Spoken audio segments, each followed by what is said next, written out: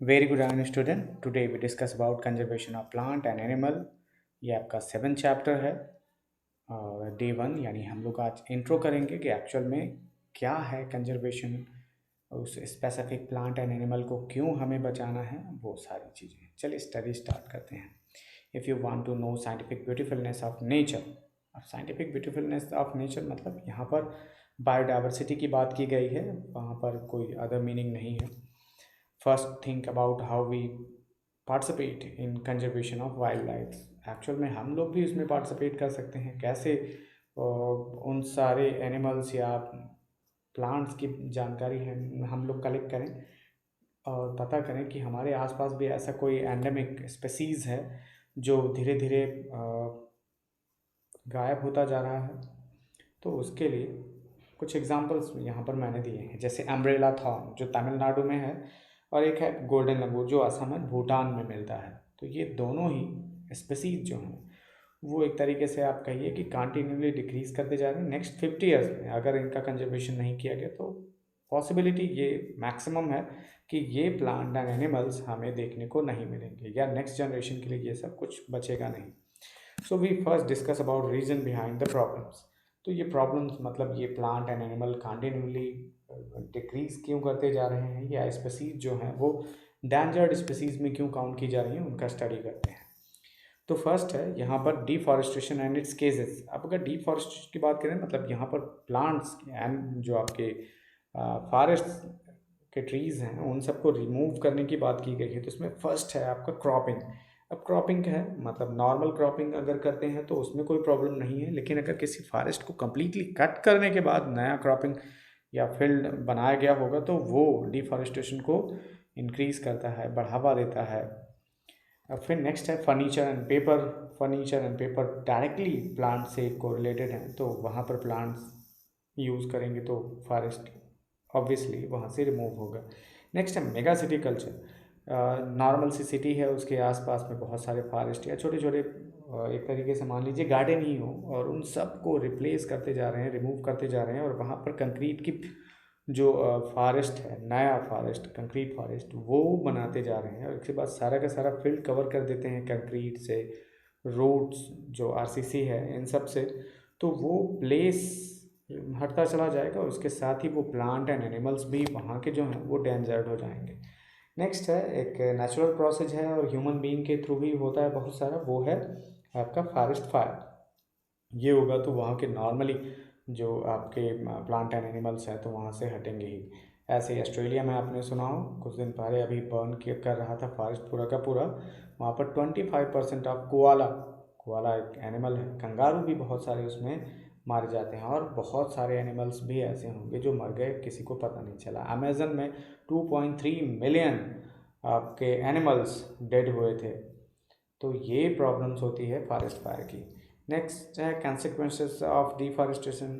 Deforestation cases increase in pollution level of earth, increase in carbon dioxide in atmosphere, increase in temperature of global warming, lowering of the level of groundwater, disturbance the balance of nature, decrease in the rainfall, decreasing in the fertility of soil, increase in the changes of natural कैरामाइट सच है drought and floods. तो ये सारे regions deforestation से ही directly correlated हैं।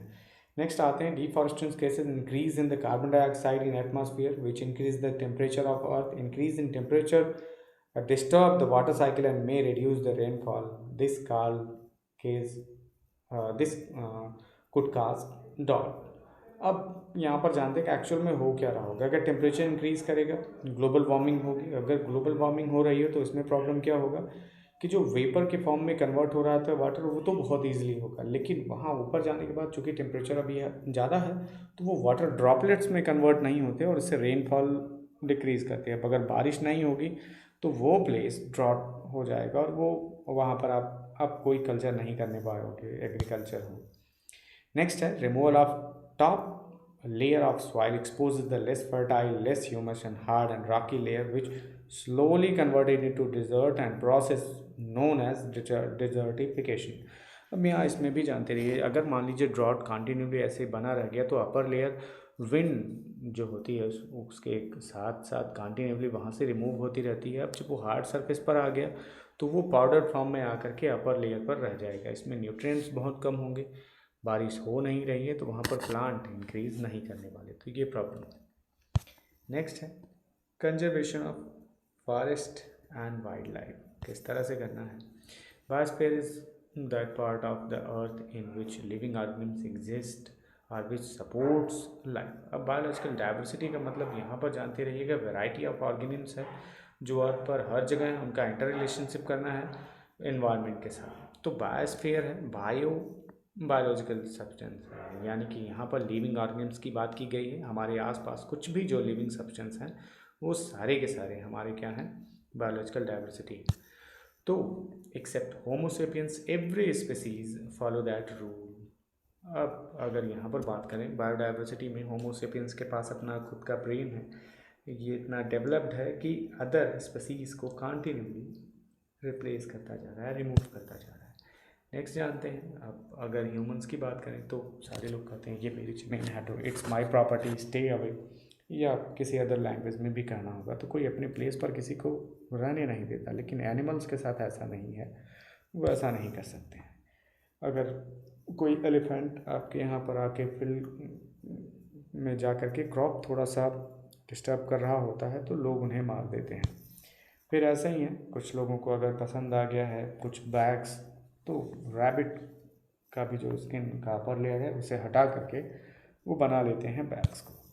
Next है इसी तरह से स्नैक्स हैं, पर्स बना लिया उन्होंने, या कुछ स्पेसिफिक वर्क के लिए जो राइनोसोर्स हैं उनका जो हॉर्न है वन हॉर्न उसे ही रिप्लेस कर देते हैं। ऐसे ही लायंस हैं, तो लायंस का बहुत सारे लोग मिथ में बिलीव करते हैं, तो वहाँ पर है कि उनके टीथ अगर होंगे तो बहुत ज़्यादा पैशन होगा, बहुत ज़्यादा हमारे पास मनी हो जाएगी, ये सब है। इसी तरह से अलग अलग पार्ट, बोन्स, नेल्स, हेयर के लिए उन लायंस को किल कर देते हैं बहुत सारे लोग। इसी तरह से हैं एलिफेंट, अप्रॉक्सीमेटली 1 लाख एलिफेंट्स को सिर्फ इसलिए किल कर दिया गया ताकि उनके टीथ हमें मिल जाएं, और उस टीथ के साथ जो बहुत सारे प्रेशियस मतलब लोगों के लिए जो प्रेशियस है वैसी चीज़ें बनाई जा सके। आपको इसमें दिखेगा कि कोई चाइनीज जैसा कुछ स्ट्रक्चर है या कुछ पॉट्स रखे गए हैं, बस इन्हें बनाने के लिए बहुत सारे एलिफेंट को किल कर दिया जाता है।